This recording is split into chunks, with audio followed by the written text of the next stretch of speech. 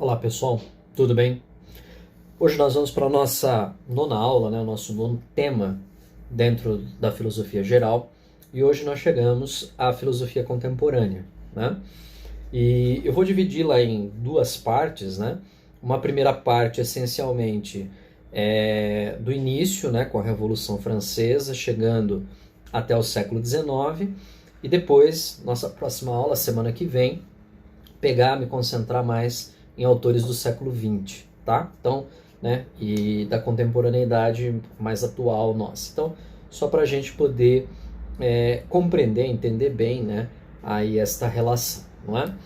Muito bem. Então, quando nós vimos, né, a nossa última temática, né, que foi a segunda fase da filosofia moderna, né, com o empirismo e o naturalismo, estas duas noções, essas duas visões, elas ganharão, né, uma forte relevância dentro das discussões da ciência, né, e da política.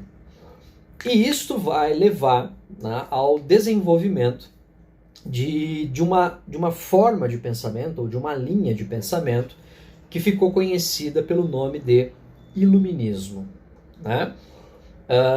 Quer dizer, a iluminação, né? O abrir, o clarear do pensamento humano, orientado exatamente pela ciência, né? E por esta nova razão, esta nova forma de pensamento político ligado às ideias do liberalismo, da república, da democracia, né? Então, essas coisas começam a se desenhar e tem o seu marco inicial, fundamental, a Revolução Francesa, em 1789, né? Claro que isso é só um marco, é só, né, um ponto, né, que a gente toma historicamente, mas importante para a gente perceber, né? E o que vai acontecer aí nesse momento do iluminismo, né?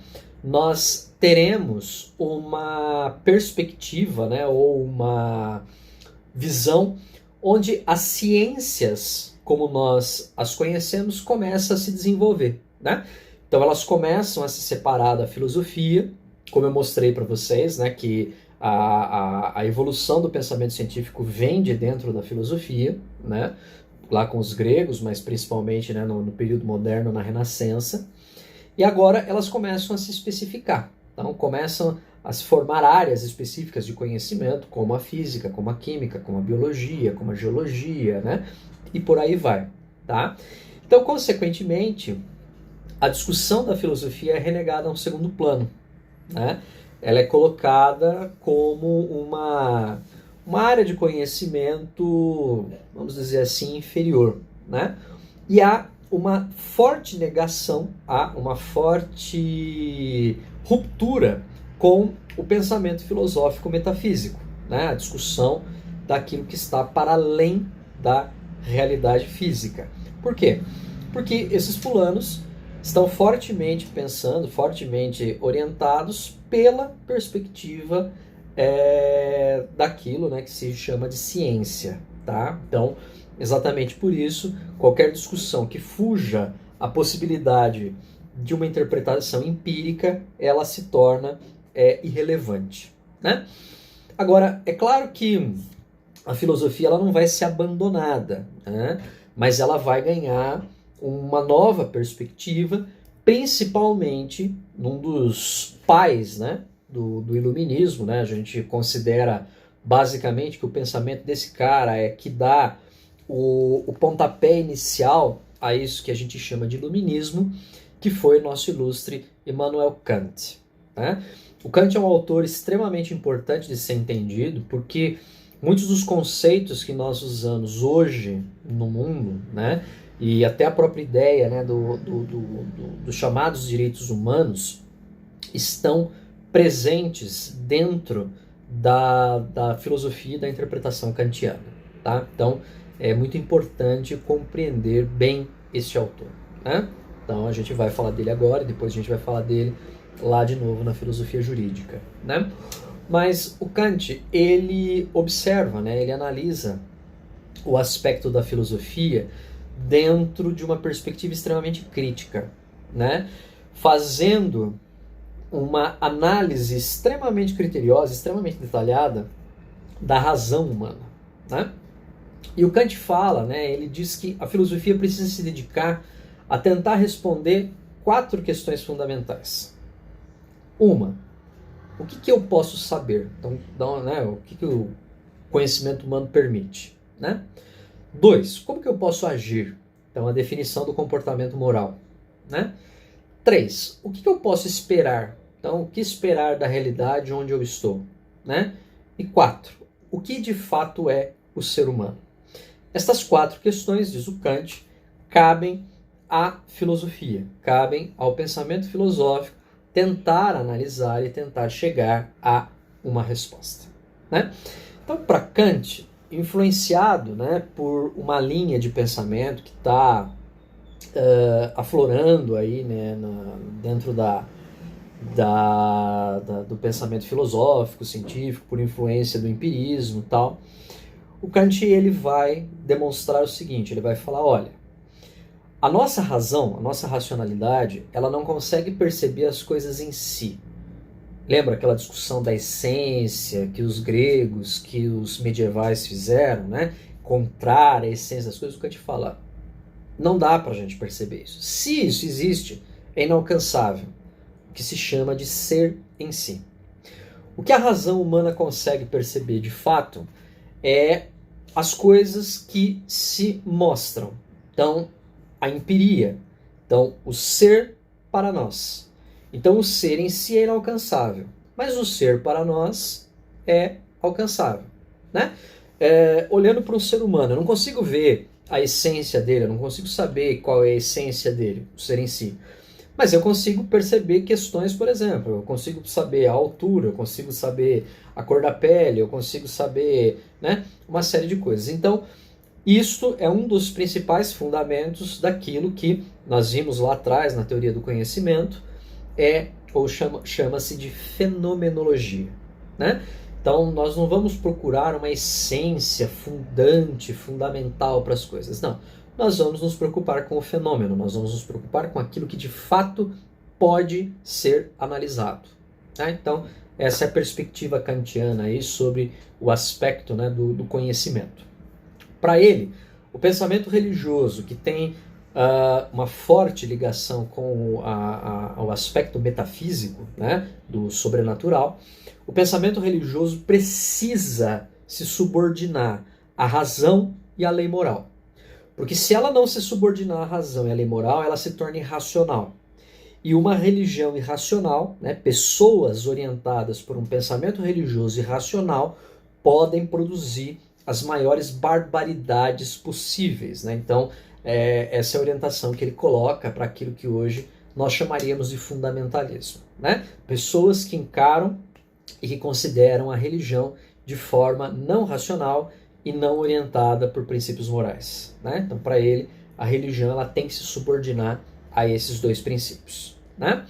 Então, um outro ponto que o Kant trabalha muito é um aspecto sobre uma crítica ao senso estético humano, né, e a definição do que se pode dizer ou do que se pode chamar como belo, né? E para isso, para compreender isso, ele defende a chamada, né, ilustração, né, a iluminação. E daí o termo, né, o conceito que vai surgir depois, o iluminismo. Quer dizer, o ser humano ele tem que sair, diz o Kant, né, da sua menoridade, que é a ignorância, e partir para a maioridade, quer dizer, um amadurecimento, um crescimento dado pelo estudo, né, das ciências, da filosofia, pelo conhecimento de um modo geral, né? Então, isto é que trará, de fato, a iluminação ao ser humano, né? Pois bem, enquanto teoria do conhecimento, o Kant traz, né, uma perspectiva bastante interessante quando ele tenta resolver um problema que vem sendo discutido desde lá de trás dos gregos, né, sobre de onde, né, onde está de fato o conhecimento, né? Então, como nós vimos, muitos autores, como Sócrates, defendiam que o conhecimento é imanente, ele já está dentro do ser humano, o ser humano tem que lembrar, o ser humano né? Santo Agostinho dizendo que o conhecimento vem de Deus, então é inspirado, coisas nesse sentido. E os empiristas, como Aristóteles, como Locke, dizendo que todo conhecimento vem de fora para dentro, então o conhecimento é externo, né? E Kant apresenta uma ideia interessante para isso, que é chamado de criticismo, né? Então nós temos o idealismo, nós temos o empirismo, e com Kant o criticismo, onde ele vai dizer que existem duas formas de conhecimento produzidas pelo ser humano.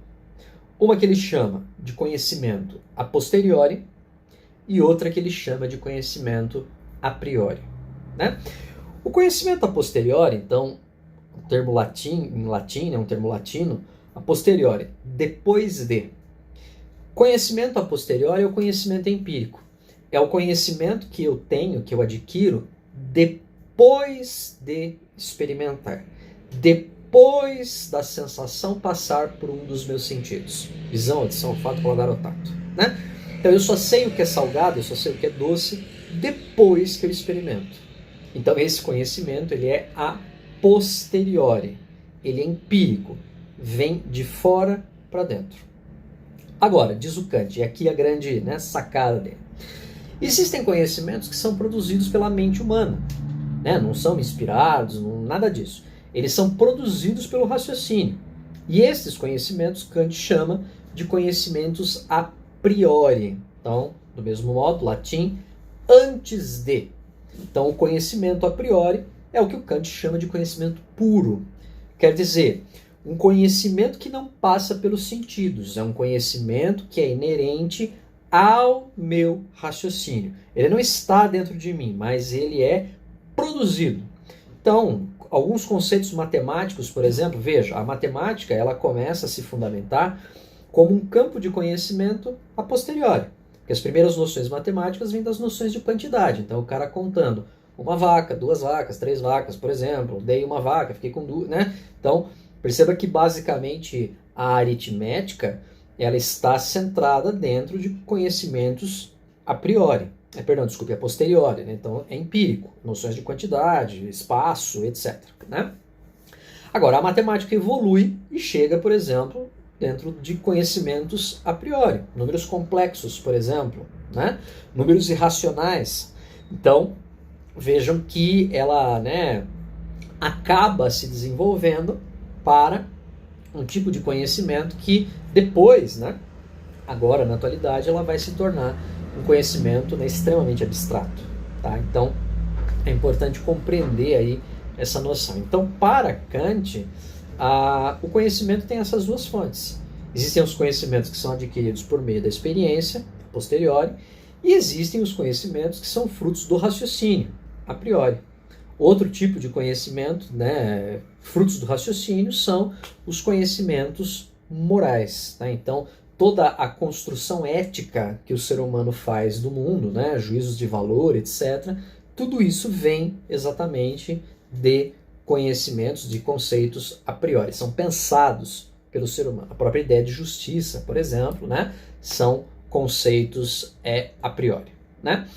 E nesse sentido, o Kant ele faz uma distinção, né, já que ele está falando sobre moralidade, ele faz uma distinção entre a questão de valores e juízos, né, que a gente já viu um pouquinho lá atrás em Aristóteles, mas para Kant existem os chamados juízos, né, que são o quê? São as escolhas que nós fazemos no mundo. Então o juízo nada mais é do que uma percepção de escolha em relação à realidade.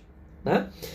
E o Kant vai dizer que existem duas formas de juízo, um que ele chama de juízo analítico e outro que ele chama de juízo sintético.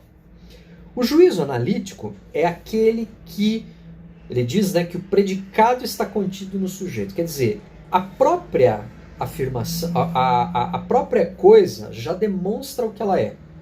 Então, por exemplo, quando eu digo o quadrado tem 4 lados, repare que isso é um juízo analítico. Quando eu digo quadrado, já está implícito a ele o fato dele ter 4 lados. Então, dizer que um quadrado tem 4 lados chega a ser até redundante.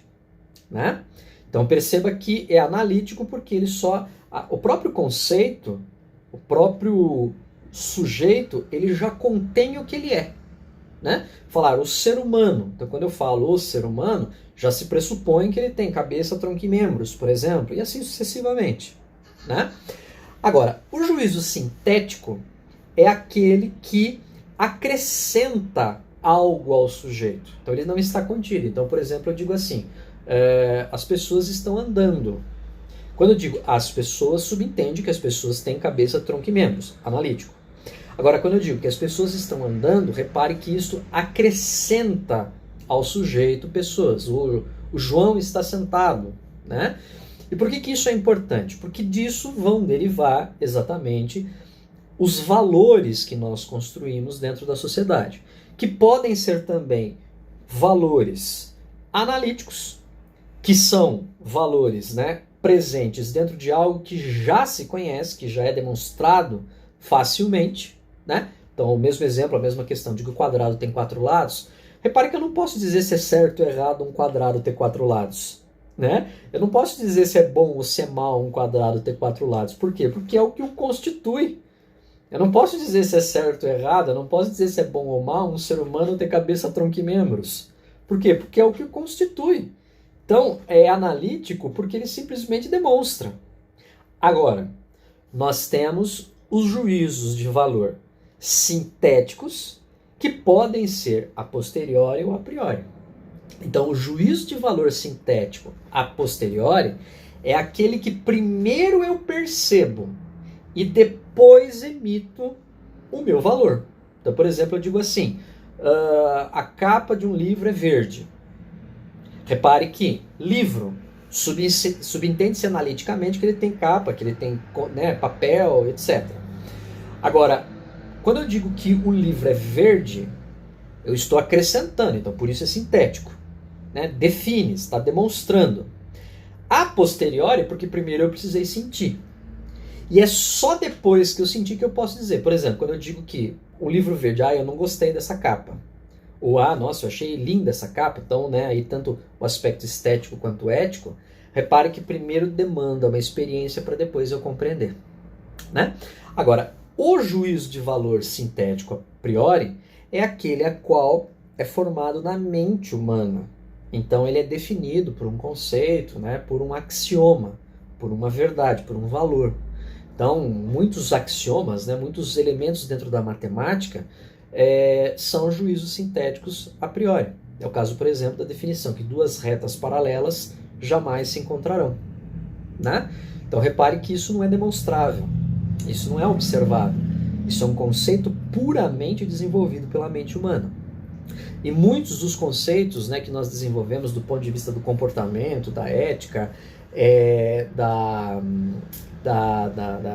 do direito, são juízos sintéticos a priori, são definidos pela mente humana, tá? Então, é exatamente dentro dessa questão, e num livro que é importantíssimo do Kant chamado Fundamento da Metafísica dos Costumes, né? E outros dois também que são importantes, que é A Crítica da Razão Prática e A Crítica da Razão Pura, né? Livros dificílimos de se ler, né? Kant faz uma pergunta a qual ele, através dessa pergunta, ele tenta construir o seu pensamento e a sua explicação sobre o que ele entende pelo comportamento ético humano. Então a pergunta que ele faz é a seguinte: como que eu devo agir para que a minha ação seja boa? Né? Então, se não existe inspiração divina, se não existe conhecimento que já está dentro de mim, se as ações são definidas ou por, né, se o comportamento humano é definido ou pela experiência ou pelo raciocínio, então como é que eu sei que aquilo que eu faço, por exemplo, é bom? E é exatamente a partir dessa pergunta que Kant lança o que ficou conhecido como seu princípio de dignidade. E é esse princípio que norteia exatamente o quê? É o princípio que norteia a concepção dos direitos humanos, né? Então, para explicar isso, a gente pode usar, né, o Kant usa essa figura, essa imagem, mas ele diz o seguinte, ele fala assim, imagine um comerciante, né? Então ele tem lá uma loja e ele não põe preço nas coisas, né? E quando entra um cliente, né, ele olha para aquele cliente e fala assim, putz, esse cara não é aqui da cidade, né? E ele vai pedir alguma coisa, eu vou aproveitar e vou enfiar a faca nele, né? Vou pedir, o cara vai pegando um negócio lá, o cara chega pra lá, vê uma garrafa de água pra mim. A garrafa custa R$ 2, o cara fala, eu vou cobrar 10 desse cara, né? Cidade turística acontece muito isso, né? E o cara chega e pede a água pra ele, ele vai, né, pra cobrar os exames, ele para e ele fala assim, ele fala, bom, mas peraí, vai que esse cara, né, sai, e aí ele pega um táxi, né, sei lá, comenta com o taxista, tal, ele fala que pagou R$ 10 numa água, o taxista fala, não, cara, você foi enganado. E esse cara pega e espalha isso hoje, sei lá, né, ele faz uma avaliação no Google, né, naquele TripAdvisor, sei lá. E o que vai acontecer? Puta, ninguém vai vir amanhã na minha loja. Então é melhor eu cobrar o preço justo dele, né? Repare que por mais que virtualmente a ação dele seja correta, porque ele cobrou o preço verdadeiro, os motivos que levaram ele a cobrar o preço verdadeiro são motivos egoístas. Porque ele ficou com medo de cobrar algo a mais simplesmente pelo fato de amanhã sofrer algum tipo de punição, né? Então Kant diz o seguinte, se você faz ou não faz uma determinada coisa porque você tem medo, ou se você faz ou não faz uma coisa porque você está esperando uma retribuição, um prêmio, a tua ação é egoísta e, consequentemente, ela é moralmente inválida. Então, para Kant, por exemplo, o sujeito que faz ou não faz uma determinada coisa porque ele tem medo de ir para o inferno, ou porque Deus quer, ou porque ele busca a salvação, toda a ação desse sujeito é moralmente inválida. Por quê? Porque ele faz por medo ou faz por desejo de recompensa. Que, grosso modo, são faces de uma mesma moeda. Que é a ação egoísta, a ação em prol de um benefício particular, né? Kant vai dizer que a ação boa, a ação verdadeiramente ética, moralmente válida, é a ação pautada no dever. Por que eu devo ou não devo fazer determinada coisa? E é aí que ele entra com os conceitos de heteronomia e de autonomia. A heteronomia é o guia das ações exterior. Então, portanto, a posteriori. São as leis, as regras, os costumes. Agora, eu também preciso de autonomia, que é o guia das minhas ações interior, meu raciocínio, meu pensamento, meu intelecto. E, portanto, a priori. A união destas duas coisas é que faz um ser humano eticamente correto na sua prática, tá? A não união dessas duas coisas, um sujeito que tem uma enorme heteronomia, ele vai ser mandado pelos outros. Veja, por exemplo, a Alemanha nazista. Um sujeito que tem uma autonomia muito grande, ele acha que ele pode fazer o que quiser e ninguém manda nele. Veja o brasileiro, né? Então, para Kant, o equilíbrio destas duas coisas é fundamental. Então, uma coisa não deve ser feita, ou algo não deve ser feito, simplesmente porque você vai ganhar um prêmio ou porque você tem medo da punição. Uma coisa deve ser feita por dever puro. Puro. Quer dizer, eu devo cobrar aquilo que é justo de alguém porque isto é correto. E, consequentemente, eu vou sempre fazer isto.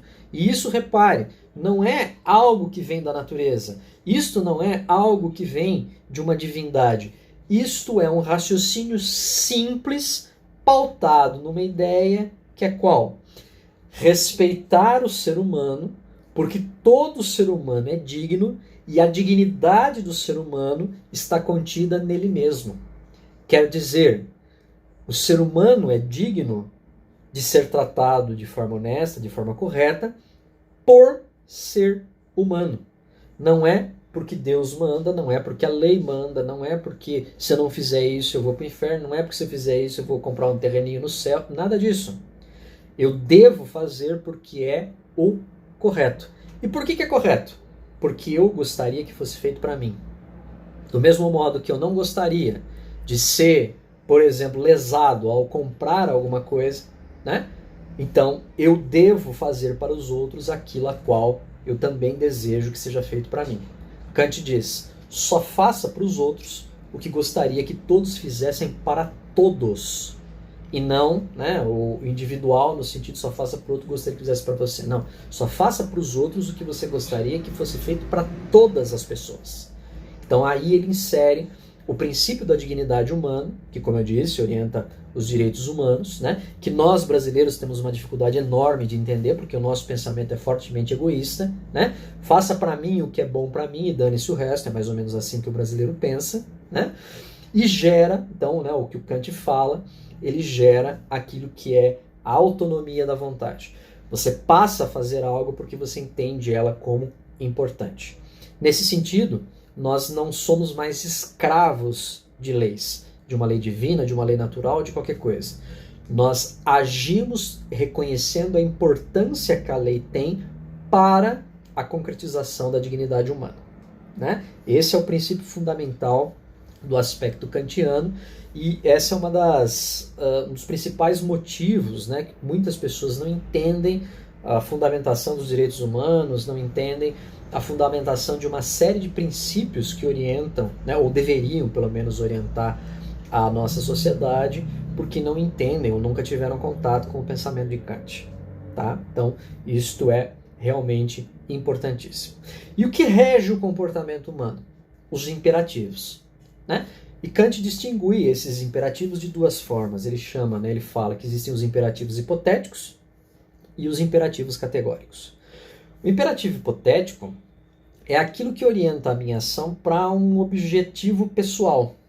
Então ela tem um meio. Por exemplo, eu quero comprar um carro. O que eu preciso para comprar um carro? Então, eu preciso guardar dinheiro, eu preciso, sei lá, né, já que eu quero comprar um carro provavelmente para dirigir, então eu vou ter que, né, eu tenho habilitação para isso, tenho que fazer autoescola, tal. Então, repare que o imperativo hipotético são as coisas e ações que eu faço que terão como resultado algo para mim mesmo, que vai me beneficiar ou vai me prejudicar. E não vai trazer nenhum tipo de benefício ou prejuízo para ninguém. Agora, os imperativos categóricos, eles visam a humanidade. Então, eles têm por objetivo uma finalidade. E os imperativos categóricos, portanto, são princípios que devem nortear a ação do ser humano. Por exemplo, né, Kant, vou ler aqui um imperativo categórico kantiano que ele diz assim: age de tal forma que trates a humanidade, tanto na tua pessoa como na de qualquer outro, sempre e simultaneamente como um fim em si mesmo e nunca simplesmente como um meio. Quer dizer, age, né, olhando para a humanidade como se tudo o que você fizesse visasse sempre uma finalidade, nunca usando as pessoas, nunca agindo de forma a prejudicar os sujeitos e os indivíduos, né? Um outro imperativo kantiano, ele diz assim: age apenas seguindo as máximas que possas ao mesmo tempo querer como leis universais, né? Essa é basicamente, né, aquela questão do, né, só faça para o outro o que você quer que faça, não quer, só faça para o outro o que você quer que façam para você, ou mais, né, efetivamente, como Kant diz, só faça para os outros o que você gostaria que fosse feito para todos, inclusive para você mesmo, né? Então, o pensamento kantiano, ele é muito importante, por isso mesmo na filosofia jurídica nós vamos retomá-lo, porque toda a fundamentação, né, da modernidade, da contemporaneidade, e principalmente muitos princípios jurídicos estão fundamentados no pensamento de Kant, né? E o que nega esse tipo de pensamento, né, como algumas pessoas hoje negam, criticam, né, fazem uma crítica até infundada ao pensamento kantiano, o que nega isso nega o iluminismo, nega essa iluminação, nega esta racionalidade que Kant procurou objetivar, né? Então a gente tem que tomar muito cuidado com isso, porque normalmente esses discursos são discursos que tendem a crescer e tendem a viabilizar fundamentalismos, tá? Então, né, fundamentalismos irracionais, né? Se bem que não sei se existe algum tipo de fundamentalismo que não seja irracional, né? Mas é importante aí esse aspecto, né? E falando nisso, um outro autor importante nesse momento é Augusto Comte, né? Eu não vou me ater muito a ele, porque a gente já falou dele, né, um pouquinho em outras circunstâncias, mas Comte é fundador de uma linha de filosofia chamada positivismo, né? Não confunda o positivismo jurídico com o positivismo kantiano, tá? O positivismo jurídico, apesar de pertencer a uma mesma base, que é a ideia de que a ciência deve orientar a ação do ser humano no mundo, né? O positivismo jurídico tem um viés, uma linha, né, de pensamento, e o positivismo filosófico ele tem uma outra característica, né? Pois bem, Comte ele previu, né, ou disse que o pensamento do ser humano ele evoluiu ao longo do tempo dentro do que ele chamou de lei dos três estados. Então, num determinado momento, numa determinada época, o ser humano começa a desenvolver uma primeira forma, uma primeira tentativa de entender o mundo, que é o pensamento mítico, que tem base religiosa, né? Então, através disso, o ser humano explica o mundo através de histórias, né? Através de lendas, através de mitos. Com o passar do tempo, essas explicações não são mais suficientes. E o ser humano, então, desenvolve uma nova forma de entender o mundo, que é o pensamento metafísico ou filosófico, onde agora ele passa a fazer uso da razão, do logos, para compreender a realidade, né? E questionar e duvidar dessa realidade. Só que essa forma de pensamento também não foi suficiente. E exatamente por isso, o ser humano desenvolve, então, né, Comte diz que no momento em que ele está vivendo, é que isso está acontecendo, o ser humano desenvolve uma terceira forma de pensamento, um terceiro estado, que é o estado positivo ou científico, onde para Comte, o ser humano ali naquele momento atinge o auge da possibilidade de compreensão e entendimento do mundo. Então, para ele, o mundo, assim como a sociedade, ela deve se organizar de forma racional. E por isso, Comte é considerado um dos, né, pais fundadores, né, um dos autores que dá origem ao pensamento sociológico, né? No livro do Comte, o curso de filosofia positiva, né, num dos livros, Comte sugere ali que nós precisamos criar uma ciência que estude a sociedade, né? Precisamos de uma sociologia, que posteriormente lá Emile Durkheim vai, né, desenvolver no famoso livro A Regra do Método Sociológico, né? Então, Comte ele fundamenta, né, um princípio que é o princípio do ver para prever, né? Então, observando, eu consigo prever o que vai acontecer. Isso é fundamental na ciência, isso é fundamental dentro do direito, né? Então, por isso, por exemplo, a necessidade de prova, a prova material, para que, né, se possa conduzir um caso ou alguma coisa, né, uma acusação ou uma defesa dentro da realidade jurídica qualquer que seja, né? Então, aí a importância, né, do pensamento do Comte. Outro grande autor nesse momento, nesse período, é Friedrich Hegel, né, um alemão, que vai resgatar no pensamento alemão o idealismo. Então, aquela ideia, as ideias de Platão lá atrás. Tá. Então, para Hegel, o que move a história é um espírito. Então, ele chama esse espírito, em alemão, de Zeitgeist, o espírito da história, né? E ele também considera um outro espírito que ele chama de Volksgeist. Então, seria o espírito do povo, o espírito do homem, né? Zeitgeist e Volksgeist caminham de forma, né, com seus conflitos, vamos dizer assim, e nisto a história vai se construindo. Então, as coisas que acontecem, né, no mundo, na realidade, acontecem orientadas por esse espírito da história, por esse Zeitgeist, né? Então, o principal livro, a principal obra do Hegel chama-se exatamente Fenomenologia do Espírito, né? Quer dizer, como é que esse espírito se manifesta para o ser humano. E Hegel ele cria uma ideia, né, bastante interessante de uma história não linear e de uma história não circular, mas de uma história em espiral. Então, ele usa, né, a gente pode usar a metáfora de uma mola. Que perceba a mola, né? A mola ela é como se fosse um círculo, né? Uma circunferência. Só que ao invés dela sair de um ponto e voltar no mesmo ponto, ela avança um pouquinho. aí ela vai, quase volta, mas avança e assim sucessivamente, né? Então ela, numa espiral, ela vai indo e voltando, mas sempre caminhando um pouquinho para frente. E Hegel diz que o embate, né, entre o Zeitgeist e o Volksgeist é que leva à realização e concretização da história, né? Então, para ele, a história ela é dialética.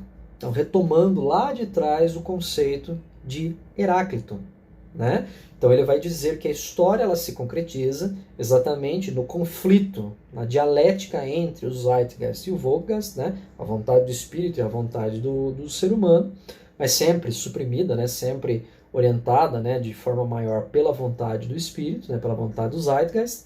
E, consequentemente, a gente tem esses momentos que a gente pensa, fala assim, nossa, parece que está voltando para trás, tá? Mas, na verdade, a gente está avançando um pouquinho, né? E, assim, aí tem momentos que você tem uma grande evolução, daí parece que volta, e assim sucessivamente, né? Então, para Hegel, a história acontece independentemente do ser humano, e, por isso, idealista. Quem vai discordar dele e vai dizer que sim, né, a história se constitui de forma dialética e de forma de conflitos, mas não de forma ideal, de forma material. A história se concretiza na ação do ser humano no mundo. Então, portanto, ela é dialética, mas ela é materialista, né? Então, esta construção de pensamento, né, quem vai fazer esta crítica a Hegel é Karl Marx, né? Então, para o Marx, se Hegel diz que a história se move por função do espírito e por vontade dele de forma idealista, Marx vai dizer não. A história se move pela ação do ser humano no mundo, concretizada por meio do que o Marx considera como principal elemento da ação do ser humano no mundo, que é o trabalho, né? Então, quando nós dizemos que a teoria de Marx ela é chamada de materialismo histórico dialético, né? Isso significa que material, porque ela se realiza no mundo concreto, pela ação do ser humano, histórica, porque ela acontece dentro da história, né, ou a história se realiza por ela, e dialética, porque ela se constitui como conflito, né? E o principal conflito dentro disso, a relação entre capital e trabalho, né? Então, para Marx, o trabalho ele é algo fundamental para o ser humano, visto que pelo trabalho, o ser humano modifica a natureza para o seu conforto. E quando o ser humano ele tem o resultado desse trabalho para si, esse trabalho é um trabalho libertador, porque liberta o ser humano da natureza. Agora, quando o trabalho ele não pertence a quem o fez, mas pertence a outro, com a finalidade de gerar uma riqueza, de gerar lucro, Marx diz que esse trabalho está alienado. Porque aquele que produziu não goza dos benefícios que esse trabalho de fato tem. Então, o benefício do trabalho, que seria de fato emancipar o ser humano da natureza, acaba se transformando em lucro. E por isso mesmo o conflito capital, lucro, trabalho, produto, aquilo a qual foi produzido, né? Então, nesse conflito, nessa relação dialética, isso se constitui no quê? No que o Marx chamou de luta de classes, onde ele estabelece a burguesia, né, como os donos dos meios de produção, ricos, o proletariado, que são os pobres, trabalhadores que precisam vender a força de trabalho para sobreviver, e no meio disso, uma classe intermediária, que, né, é muito mais proletária do que burguesa, mas que sonha em ser burguesa, que é a classe média, né, que é uma fase, né, uma classe de regulação.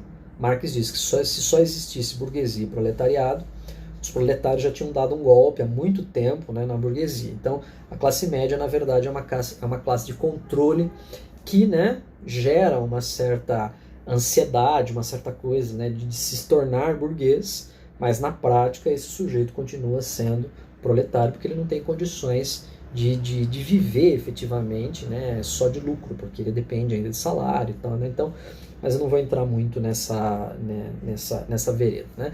O que é importante mesmo entender dentro da teoria do Marx, né, e para a gente aqui é isso, né? Para ele, a história se concretiza de fato na ação do ser humano no mundo.